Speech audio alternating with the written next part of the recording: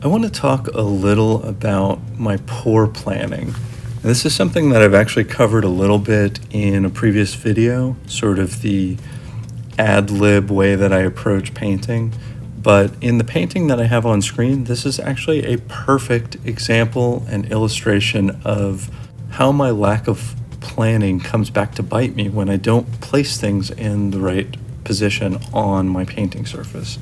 A long time ago, I used to, before I started painting, when I just did pencil drawing, I would use grids, or sometimes I would use a ruler without a grid to try to measure things out and sort of mathematically determine the size of certain features and where they are in relation to each other. And I leaned on that pretty heavily. But when I started painting, I decided, since I was learning a new skill, I wanted to also practice, and a skill that would require a lot of practice, I wanted to also practice freehand portraiture. So I wanted to improve at my ability to render faces and position features without measuring anything, without trying to have some assistance. Like another tool that I've used is a proportional divider, like the little caliper thing that you can use to measure. I didn't want to use any of that anymore. I wanted to just freehand, but I knew that it would take a lot of practice to get there. So I dove in and I started doing that, and I have made, I think, a lot of strides in that area. I've gotten a lot better at freehand drawing and freehand painting, actually. It's interesting how the freehand painting practice led to better freehand drawing. I thought that was fascinating. I guess they're the same essential skill, trying to eyeball proportions and things like that. So similar practice, but with the oil painting, as you saw at the start of this video, I start the paintings with a very loose, thinned down with linseed oil paint. And I use that to get rough positions. And the reason why I thin it down so much is it's really easy to go back over it with just straight up oil paint. It kind of makes that thinned down outline disappear. But I use that thinned down thing to kind of rough out the positions and rough out the shapes, rough out where I think the features need to be. And it usually serves me decently well. The problem is I don't plan these very much. I find a reference photo that I like, or I have a concept maybe that I've been thinking about for a little while, and I've got it in mind. I don't sketch with pencil or anything first. I just dive in and do it. And it's more fun that way. My favorite part about all of this is the actual painting part. I don't want to do any prep work, which is very obviously not professional of me, but I'm not a professional, so I just do it for fun. So I just dive in and I paint because that's what's fun to me. But what can happen is sometimes I just dive in and start painting in the wrong location.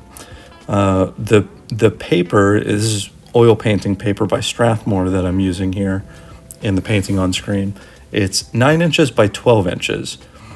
And you would think that something that is shaped this way, that is very conducive to head and shoulders portraits, that it would be easier for me to place. But so often I misplace a head when I start a portrait on this paper. I really, I've gone on and on in this video about how much I've wanted to do this and that, but really I do need to at least take a couple of minutes to get the position better. It's something that I actually really do need to improve on.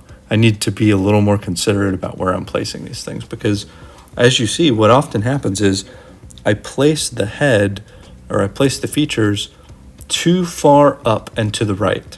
This is a very common thing for me. I almost never place it too far to the left.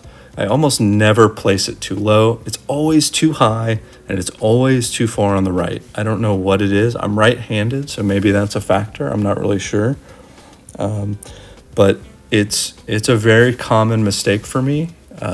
So maybe if I start trying to, one, as I mentioned, if I plan better, but two, if I start intentionally moving myself down and to the left of where I naturally want to do it, maybe that will help me with positioning. I'm not sure. Hopefully it does. So that's kind of where I'm at. Freehand painting is a lot of fun, but a little conscientiousness, I think, can go a long way towards improving the satisfaction of what I'm doing. Like in a piece like this where I place the subject so far out of position that it is like almost to a frustrating degree out of position. Like you can see, I just abandoned this one. I didn't even finish it.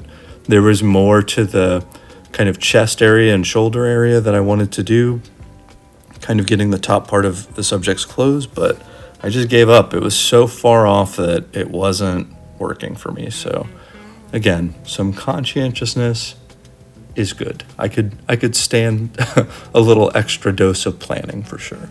So anyways, those are my thoughts on that. I thought this was an interesting and good example to talk about this positioning, poor positioning.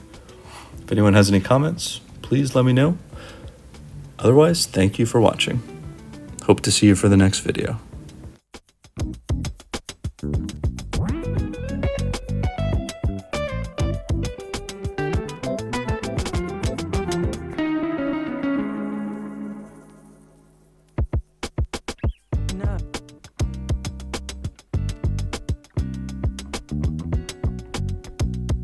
No.